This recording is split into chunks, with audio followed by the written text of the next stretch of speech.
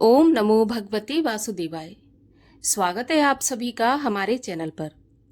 आज के इस वीडियो में हम बात करने वाले हैं एकादशी व्रत के पारण के बारे में। एकादशी के व्रत का पारण शास्त्रीय और सरल विधि से किस प्रकार करना चाहिए, आज के वीडियो में हम इसी पर बात करेंगे। तो वीडियो को पूरा देखिए, वीडियो बहुत महत्वपूर्ण है। और अगर वीडियो आपको पसंद आता है तो लाइक अवश्य करिए। आपके लाइक से हमें पता चलता है आपको वीडियो पसंद आया।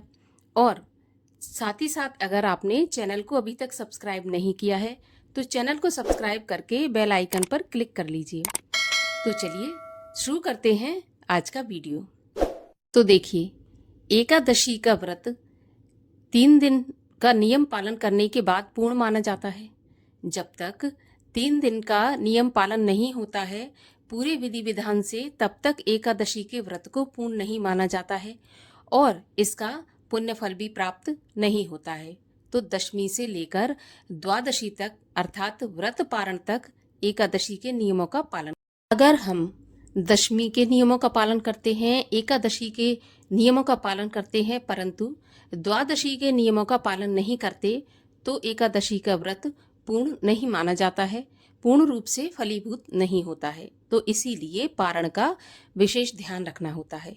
अब मैं आपको इसमें शास्त्रीय और सरल विधि बताऊंगी सबसे पहले, जिससे कि शास्त्रों में बताया गया है कि किस प्रकार पारण करना चाहिए। तो देखिए, शास्त्रों में ऐसा लिखा है कि द्वादशी के दिन प्रातःकाल ब्रह्म मुहूर्त में उठें, स्नान आदि से निवृत्त होने के बाद उसी स्थान पर बैठें जहां पर आपने एकादशी का पूजन किया था। उस स्थान पर बैठकर आप एकादशी की तरह भगवान श्री हरि विष्णु का पूजन करें। उसके बाद 7 भुने हुए चने आपको लेना है। उन 7 भुने चनों के आपको बीच में से टुकड़े कर लेना है, तो वो 7 के 14 हो जाएंगे। दाल जैसे वो टुकड़े हो जाएंगे और 14 टुकड़े होंगे। तो आप उनको 7 अलग अलग कर लें, 7 टुकड़े अलग और 7 अलग।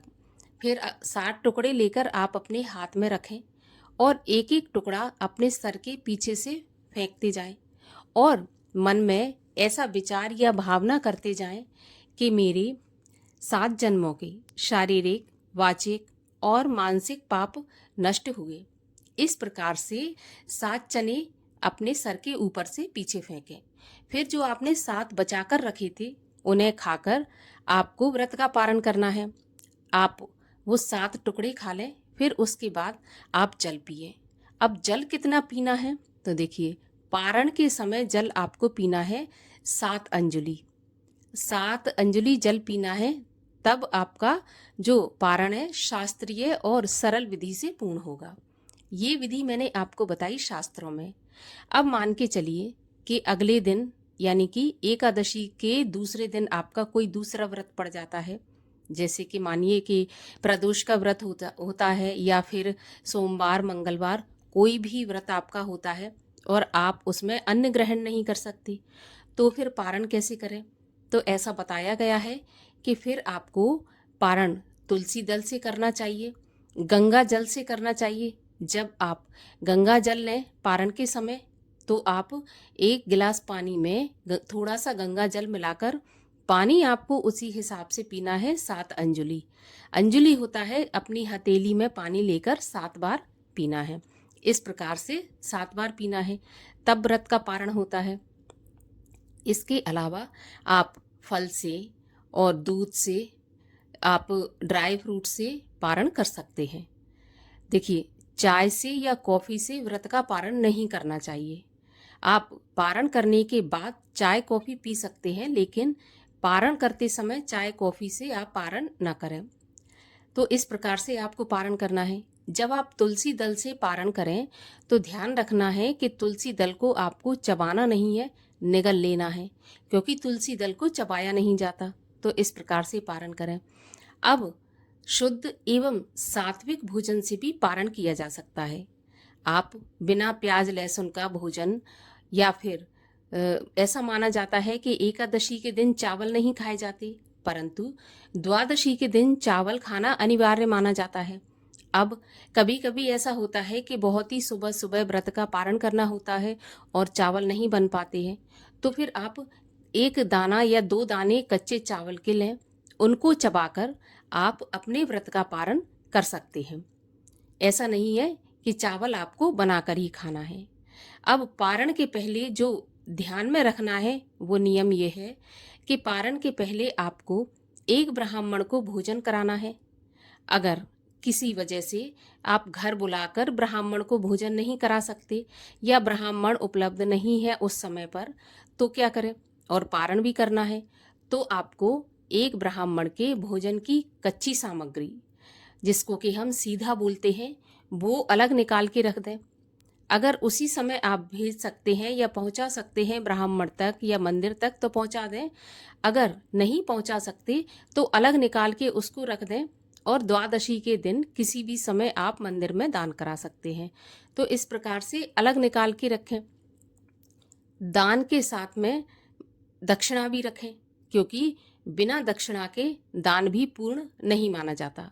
तो इसलिए, और आप जब सीधा लगाएं तो उसमें 1 बोतल पानी की भी रख दें।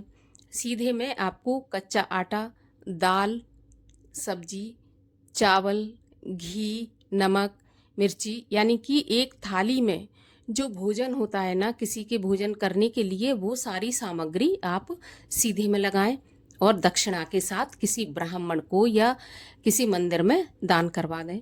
तभी अपने व्रत का पारण करें, तभी ये पारण पूर्ण माना जाता है। और एकादशी का व्रत भी तभी पूर्ण माना जाता है। इसके बाद आप पारण के पहले तुलसी की सेवा, जो कि आप एकादशी के दिन नहीं कर पाते, वो द्वादशी के दिन कर लेना चाहिए। ध्यान रखें कि द्वादशी के दिन भी तुलसी पत्र नहीं तोड़े जाते, तो तुलसी पत्र आप द्वादशी को भी नहीं तोड़ें। पहले से जो तोड़े रखे हों उन्हीं से आप अपने व्रत का पारण करें, नहीं तो जो आसपास टूटकर एक हाथ पत्ती गिरी हो उससे आप पारण कर सकते हैं, लेकिन तोड़ना नहीं है। हाँ, आप तुलसी में जल अर्पित कर सकते हैं, दीपक जला सकते हैं, तुलसी चालीसा, तुलसी महारानी की कथा सुन सकते हैं, माला जाप कर सकते हैं।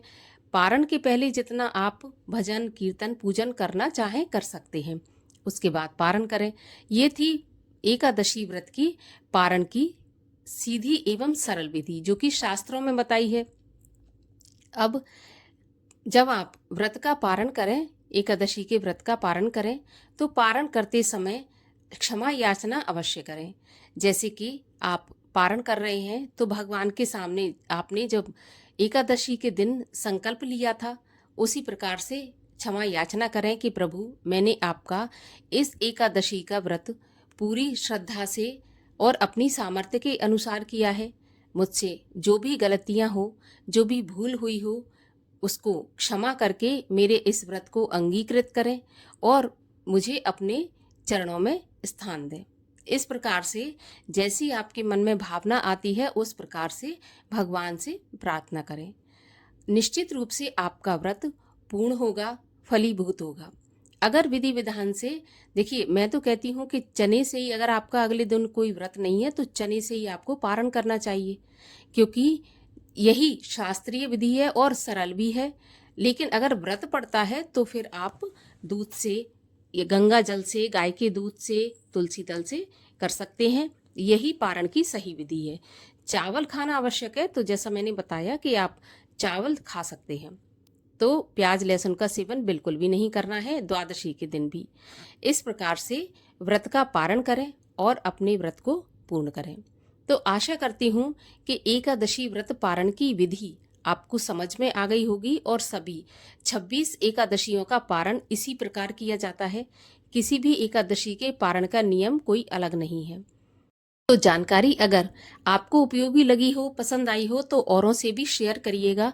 और ऐसी ही जानकारियाँ प्राप्त करने के लिए, व्रत कथाएं सुनने के लिए चैनल को सब्सक्राइब अवश्य करिए। मिलते हैं अगले वीडियो में, तब तक के लिए हरे कृष्ण।